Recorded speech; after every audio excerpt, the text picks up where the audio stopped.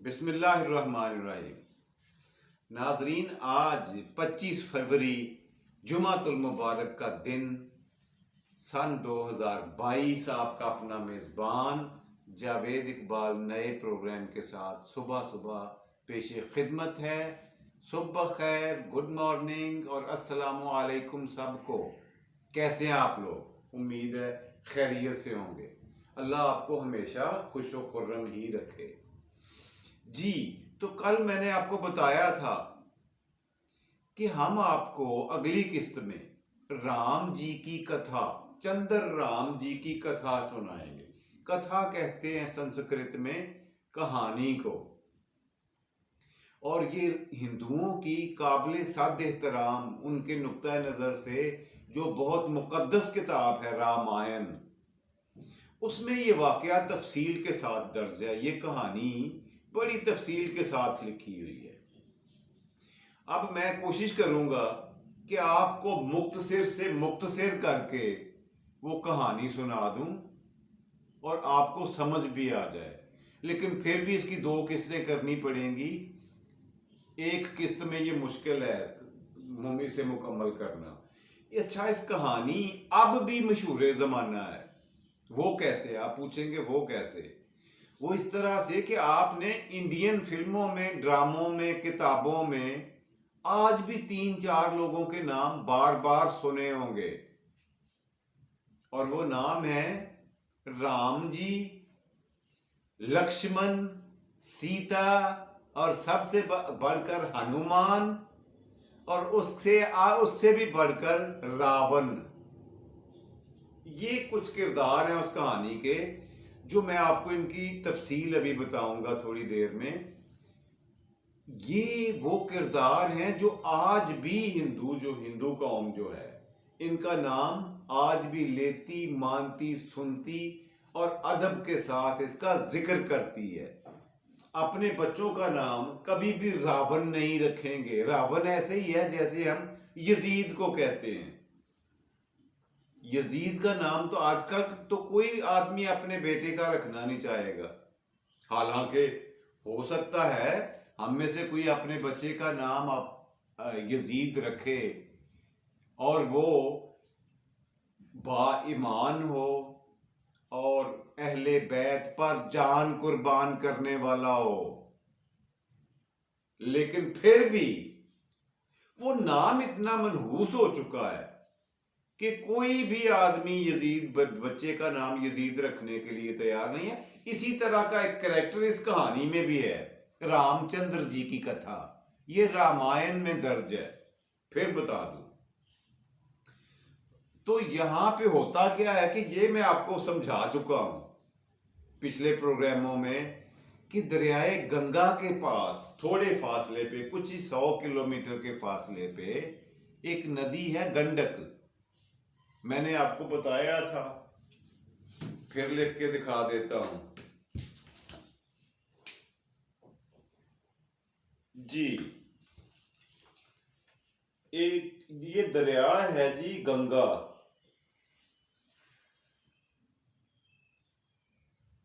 और इसके किनारे जो थोड़े फासले पे नदी है वो है गंडक।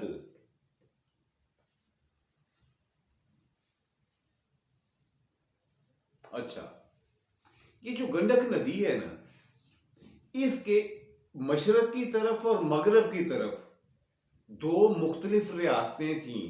2 मुख्तलिफ, यूं समझ लें कि मैंने पिछले प्रोग्रामों में आपको बता चुका हूं कि ये वो वक्त आ गया है जब हजरत ईसा अलैहिस्सलाम की पैदाइश करीब ही थी।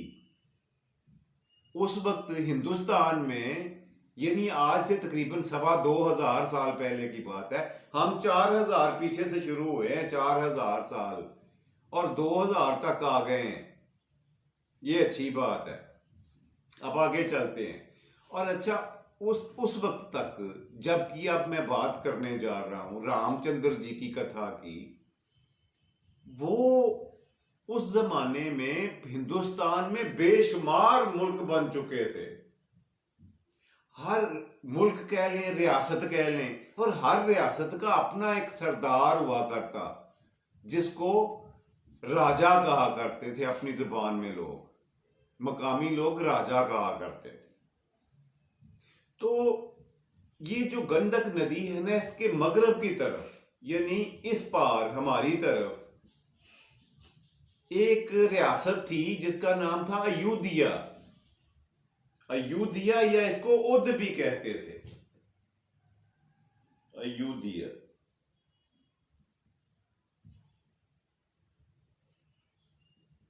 या इसको आजकल उद भी कहते हैं जी, अयोध्या या उद। अच्छा, इसका रामायण में ये वाकया इस तरह से लिखा हुआ है कि जो उद का या अयोध्या का राजा था उसका नाम था दशरथ। दशरथ, राजा दशरथ जी, ये था उसका नाम, जो उद का राजा था। हुक्मरान कह लें, बादशाह कह लें, राजा कह लें, हाकम कह लें या सरदार कह लें, कुछ भी कह लें, लेकिन वो इस रियासत का मुख्तार कुल था, ये राजा दशरथ। और ये रियासत थी अयोध्या या उद इसे कहते हैं। अच्छा, इस बंदे की 3 बीवियां थी। राजा दशरथ की 3 बीवियां थीं और तीनों में से एक एक बेटा था जी। उन तीनों बेटियों में बीवियों में जो सबसे बड़ी थी वो थी कौशल्या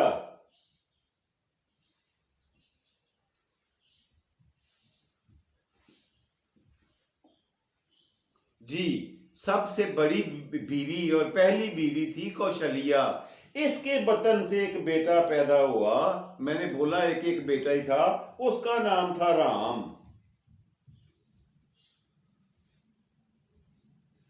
राम और चंद्र जी भी उसे कहा करते थे नाम के साथ, रामचंद्र जी। ये उसके राजा दशरथ के बेटे, बड़ी बीवी के बतन से पैदा होने वाले बेटे राम की कहानी है। अब इसकी दूसरी बीवी भी थी, उसका नाम नहीं मुझे याद, बहरहाल उसके बेटे का नाम था लक्ष्मण।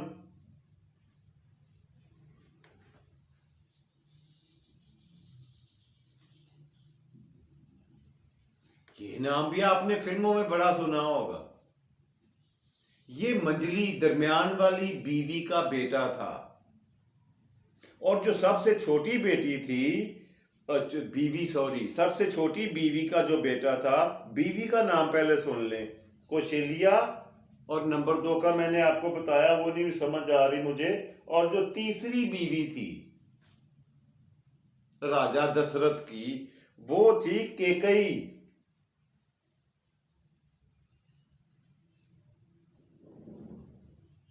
जी। ये नाम था उसका, जो तीसरी और आखिर में सबसे उन्होंने की। और इसमें से जो बेटा पैदा हुआ उसका नाम था भरतराज, भरत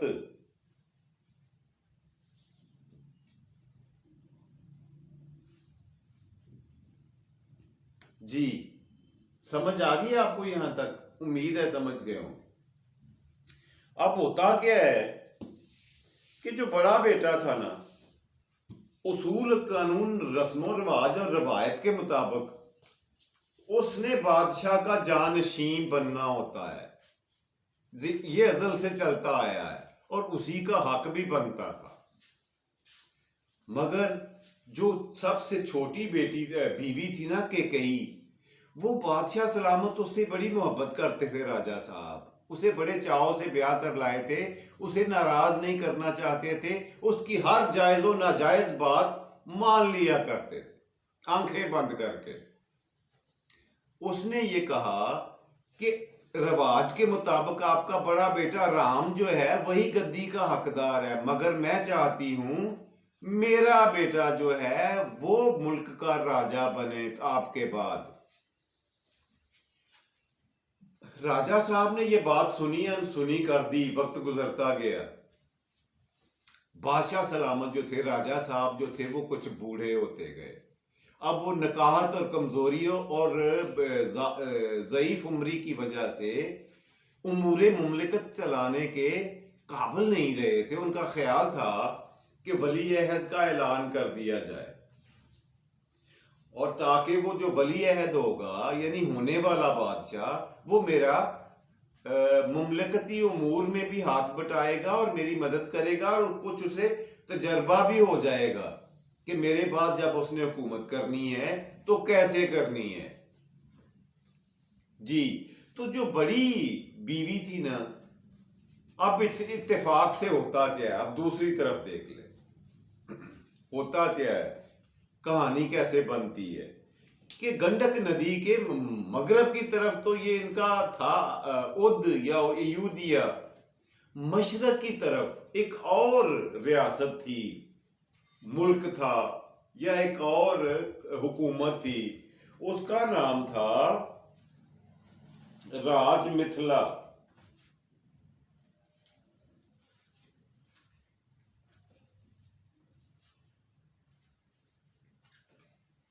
जी, जो गंडक नदी की दूसरी साइड थी, वहां पे जो जिस बंदे की हुकूमत थी उसका नाम मिथिला था, मिथिला। और उसकी इकलौती औलाद उसकी बेटी थी, और उस बेटी का नाम था सीता। मैंने फिर आपको लिख के दिखा दूं, ये आपने बड़ा फिल्मों में देखा और सुना होगा, मतलब मगर इसके बारे में हम कुछ नहीं जानते थे। मैं आपको बताऊंगा कि ये असल में कहानी है क्या। जी, सीता जो थी वो जवान हुई, उसके हुस्न के चर्चे कुर्बो जवार में फैले हुए थे। उसका शोहरा था उसके हुस्नो जमाल का। कुर्बो जवार के दाएं बाएं, मशरक मगरब, शमाल जनूब जितनी रियासतें थीं, कई शहजादों के रिश्ते आए, मगर बादशाह ने यह कह के इनकार कर दिया कि मेरी बेटी जो है वो अपना बर यानी खामद खुद तलाश करेगी, तय करेगी, फिक्स करेगी, उसका इंतखाब वो खुद करेगी, उसका इख्तियार है। अच्छा, चलते चलते होता क्या है, शहजादी को कोई शहजादा पसंद नहीं आता, और फिर एक दिन आखिरकार बादशाह सलामत ने यानी उसके बाप ने, सीता के बाप ने स्वयंवर का ऐलान कर दिया। स्वयंवर, स्वयंवर होता है जिसमें निस्बत तय की जाती है बेटी की, वो दिन कहलाता है स्वयंवर। हिंदुओं में स्वयंवर की रस्म है, उनकी मजहबी रस्म है। इसके तहत जब बेटी ने अपना बर चुनना हो, उसका इंतखाब यानी खामद का इंतखाब करना हो, तो ये दिन एक मुकर्रर किया जाता है, उसे स्वयंवर कहते हैं। शहजादी ने ऐलान किया, बादशाह ने मुकर्रर कर दिया कि फलां दिन जो है वो मेरी बेटी का स्वयंवर है। शहजादी ने एक अजीबो गरीब किस्म की शर्त रख दी। उसने कहा कि जो भी शहजादा मेरी एक मुहिम पूरी कर देगा मैं उससे शादी कर लूंगी। अब वो मुहिम बड़ी अजीब थी। राजा मिथिला जो था, उसके आबाओ अजदाद से उसको एक विरासत में एक कमान मिली थी। कमान वही जिसे तीर चलाते हैं, और वो कमान नस्ल दर नस्ल उनके यहां तोहफा के तौर पर आ रही थी उस राजा के। और वो कमान वजन में, अपनी सख्ती में इतनी ज्यादा थी, और वजन आम आदमी उसे उठा ही नहीं सकता था, और उसकी सख्ती इतनी थी कि कोई उसे मोड़ नहीं सकता था। अब शहजादी ने कहा कि सारे शहजादे आ गए हैं। जब देखा कि हर तरफ शहजादों की लाइनें लगी हैं, तो उसने कहा तुम में से जो बंदा, जो शहजादा इस कमान को फोल्ड कर देगा, तय कर देगा, मैं उसी से शादी करूंगी। अब एक से एक शहजादे आगे बढ़े, कई बेचारे जो मेरे जैसे कमजोर थे उसका वजन ही नहीं उठा सके और छोड़कर चले गए, और कईयों ने उसे उठा तो लिया मगर उसे मोड़ नहीं सके। लेकिन रामचंद्र जो था ना, ये उद का शहजादा, बड़ी बीवी से, वो जानी तौर पर, जिस्मानी तौर पर, इखलाकी तौर पर, हुस्न के तौर पर पूरे मुल्क में, पूरे इलाके में माना हुआ था। वो सबसे आखिर में आगे बढ़ा, उसने वो कमान उठाई और उसको इतना मरोड़ा कि उसके 2 टुकड़े हो गए। और यूं शहजादी ने अपनी जो फूल माला थी, यानी वो फूलों का हार जो था, इस शहजादे के राम के गले में डाल दिया। यानी ये इस बात का ऐलान होता है कि मैंने इसे अपना होने वाला खामंद मुंतखब कर लिया है, ऐलान कर दिया है। अब होता क्या है कि दोनों की शादी हो जाती है बड़ी धूमधाम से। राम की सीता के साथ हो गई शादी, वो उसे लेकर आ गए वापस अपने देश में, मुल्क में, उद में, अपने महल में आराम से जिंदगी गुजारने लगे। अब यहां पे क्या होता है कि जो बादशाह सलामत थे, राजा साहब थे, उनकी सेहत जवाब देने लग गई।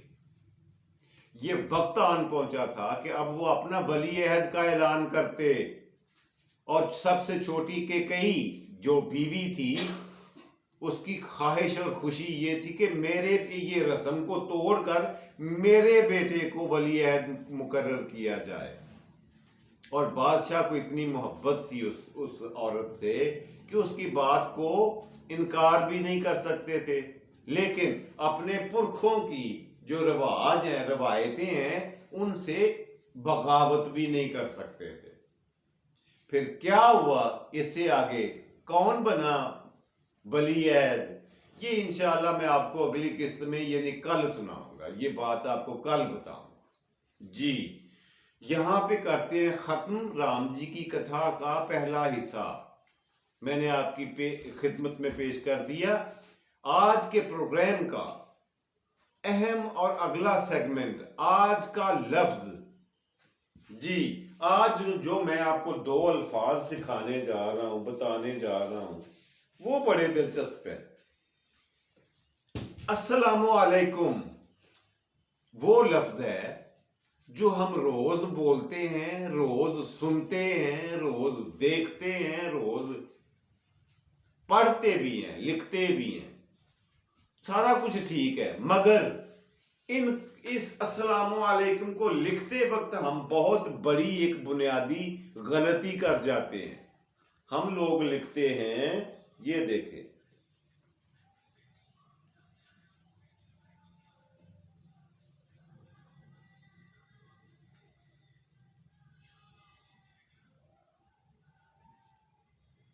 जी ऐसे ही लिखते हैं ना, अस्सलामु अलैकुम। ये लिखने में एक गलती आपको नजर आ गई होगी कईयों को, जिनको नहीं समझ आई मैं बता देता हूं। अस्सलामु अलैकुम में कहीं भी वाव नहीं है, ये चीज अब ठीक है। मीम के ऊपर पेश है, वो वाव का काम करती है, लेकिन अस्सलाम और अलैकुम 2 अलहदा अलहदा अल्फाज नहीं है, जुड़े हुए हैं एक से, एक जगह से। तो उम्मीद है आप मेरे नुक्ते को समझ गए होंगे। अब अगली बात करते हैं। एक लफ्ज है सुबहान। कई लोग अपने बच्चों का नाम रखते हैं सुबहान। ये सुबहान बहुत खूबसूरत नाम है, रखना चाहिए बच्चों का, लेकिन इसे लिखने का सही सलीका और तरीका भी सोच लें, देख लें, सीख लें। सुबहान कुरान, क्योंकि अरबी का लफ्ज है, कुरान करीम से लिया गया है, और वहां पे लिखा हुआ है ये कुछ इस तरह से।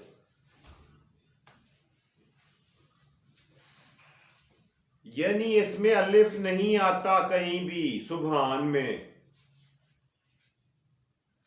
में अलिफ नहीं आता, बल्कि हे के ऊपर खड़ी जबर है।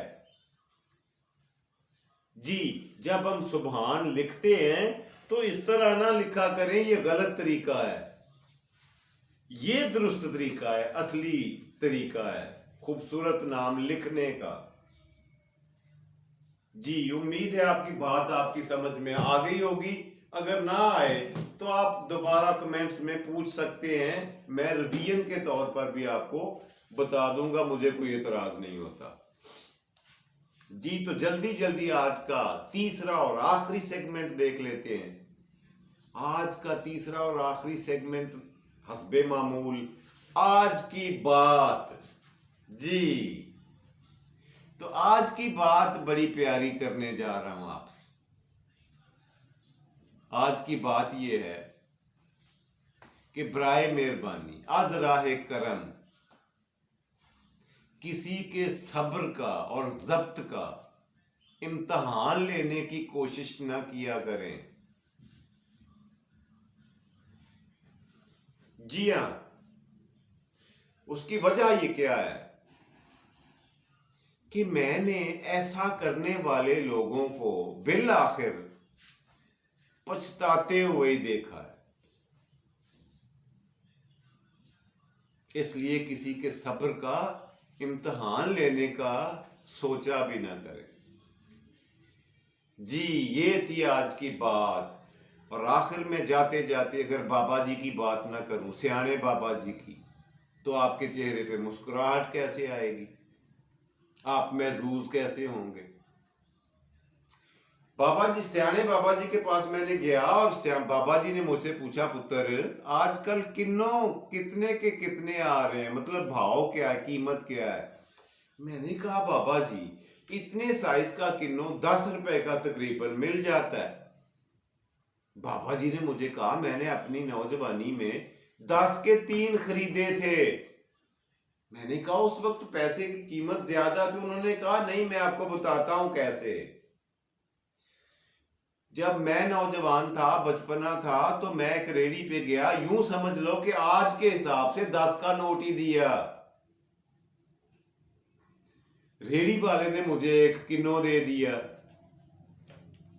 मैं वो किन्नो पकड़ के देखता रहा, कभी किन्नो की तरफ और कभी रेडी की तरफ। फिर 10 इतने पैसों का एक ही किन्नो। आखिर मुझे ये सूझी कि मैंने एक और किन्नो उठाया और वहां से भाग पड़ा।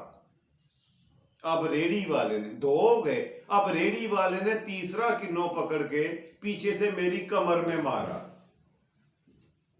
लो जी पुत्र, मेरे 3, उसके 3 किन्नो तो गए ना 10 रुपए में।